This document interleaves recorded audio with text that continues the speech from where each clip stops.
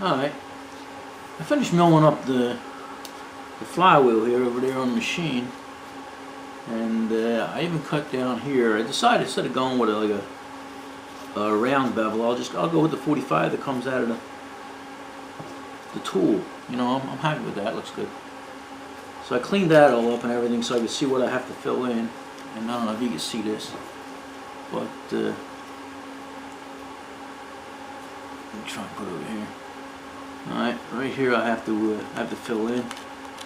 And what I've been doing is I can't get in here. I wanted to touch these little areas with sandpaper, you know, rough it up a little bit.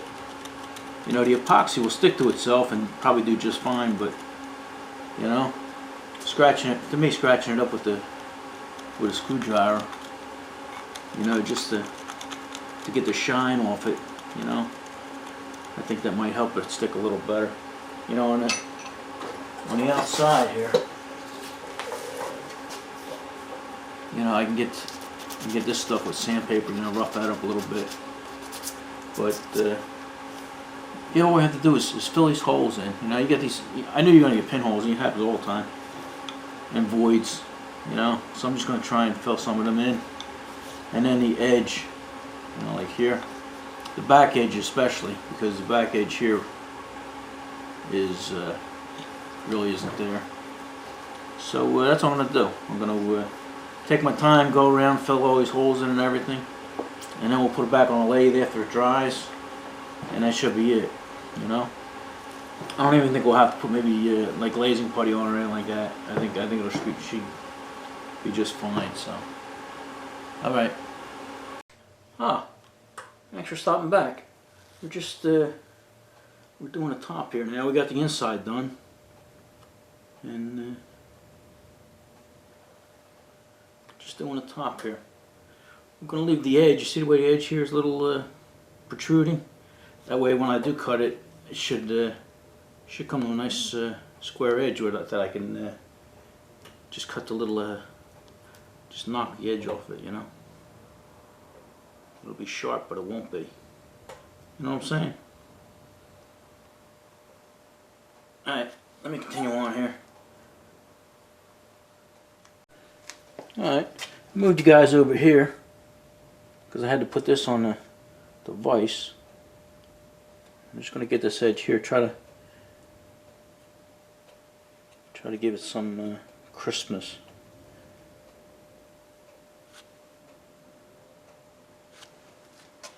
Okay, I'll turn these back on when we're finished. Alright, I think I got it. All the edges look pretty crisp. And the inside there looks okay. I don't know, you guys see any spots I missed? Sometimes you get snow blind when you do this kind of stuff. Okay, I think I see a little spot there. Thanks for mentioning that. Alright. Alright, we're going to let this harden overnight and maybe we'll throw it back on the lathe tomorrow. Alright, well that's hardening there. Well actually that's going to harden overnight. I figure maybe we'll start working on this radiator. How's that? You guys alright? Let me back you up a little bit here. There you go. Ah, that's much better.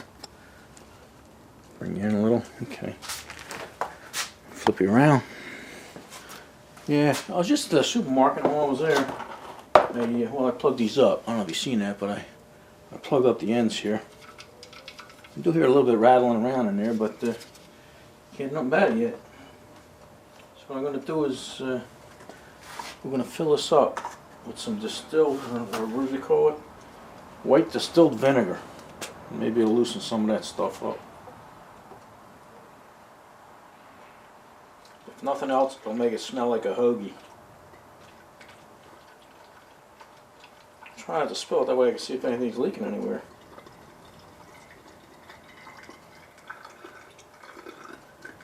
That don't sound good. That's sound like it's coming up the tube here. Yeah, yay. That means it's clogged worse than I thought. Guess I'll try putting a little in this other this other orifice, all that goes down. Maybe we'll let this sit a couple days.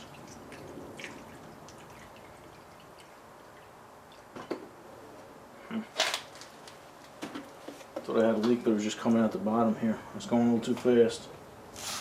I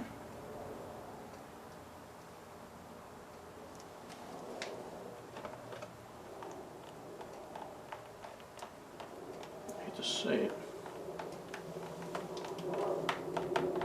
but this thing is leaking profusely.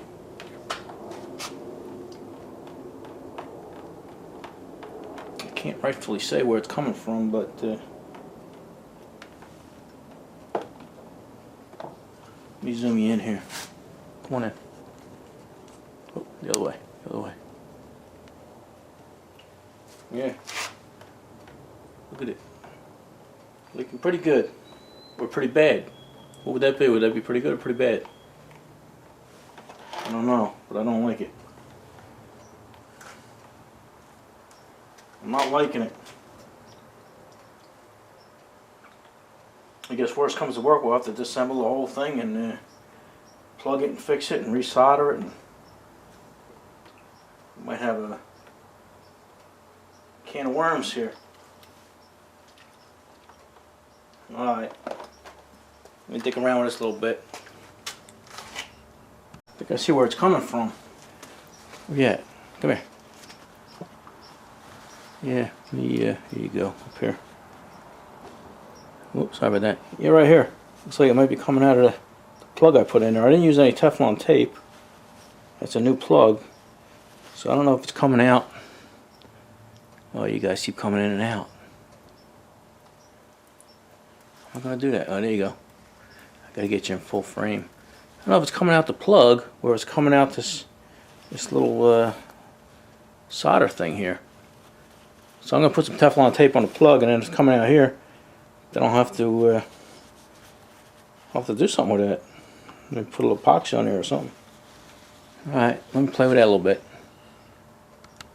Alright, I've got some good news and bad news for you here. It's still leaking. I put some Teflon tape on there. Keeps popping in and out of focus here. And it keeps leaking, but it looks like it's leaking out of the... It's not leaking out of this part. It looks like it's leaking out of the plug, which means I'm gonna chase them threads, and then maybe put a little more. I only have one thin layer of Teflon tape there, so maybe I can fix that. But at least it don't look like it's leaking out this little hole. But then it is.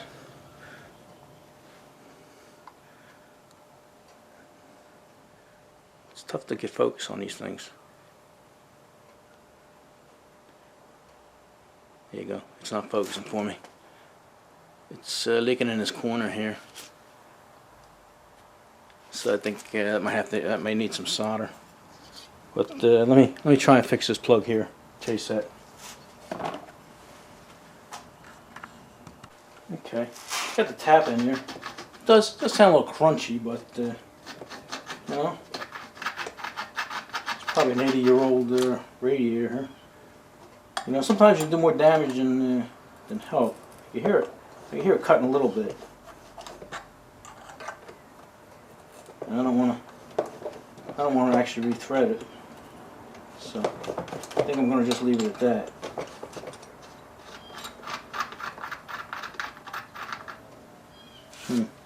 Okay, watch out. You might get some vinegar on you here.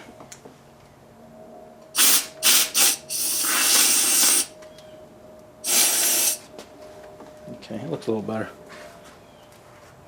Alright, let me get some Teflon tape. Alright, even with 3 wraps of Teflon on here, we're still getting a little seepage. But at least I know that's where it is. That could be fixed with some gas oil pipe sealant or some blue block or something like that. And this side seems to be sealing pretty well, so I got it filled up now. I think I'll just let it sit for a couple days, and then we'll try and flush it out and see if we can get any more garbage out of there. Alrighty. Alright, it's the next day and we're all hardened up here. And I'm going to throw it on the lathe and give it a finished cut. And I'll show you that when we're done, right? There's no sense in you watching me do this again. If you want to watch me do it again, just rewind the video there. Alright. Alright. We're all finished. Well, I like the way it came out and everything. And you know, a lot of guys are more worried about balance and stuff like that. I bet you right now it's balanced better now than it was 65 years ago at the factory. You know, I really have no way of checking it other than vibration. And what I got is this little 3/8 pizza stock here. I could actually stand that on end here, and it ain't moving around at all. If that was even a little bit out of balance, that thing would be jumping around like a Mexican jumping bean. You know, you see a little bit of shake, but that's from the gears and the vibration over here. You know, these guys here aren't perfect. But even up here on top of the motor.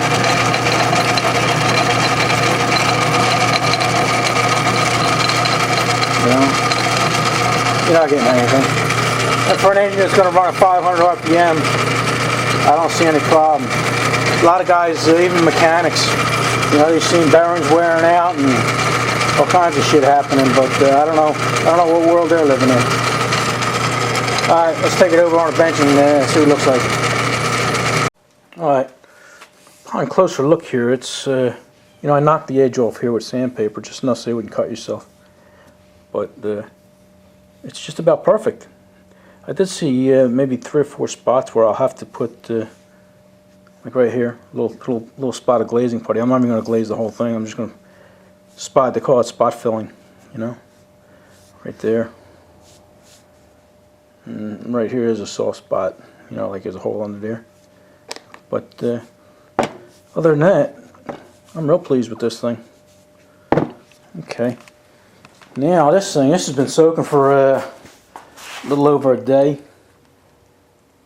Yeah, I did a little research on that, and that core there is almost identical to a Ford F-150 or a Ranger or Bronco or even Taurus. You know, like 90% of the Fords from 1978 to now use almost the identical size core. And they're cheap too. So I think I'll blow that out, and if I'm not happy with it, I think I might just replace that core. You know, it's a shame because I like the copper and everything, but you know, we gotta get some function out of it. So, all right, I guess that's enough for this video. Enough of this.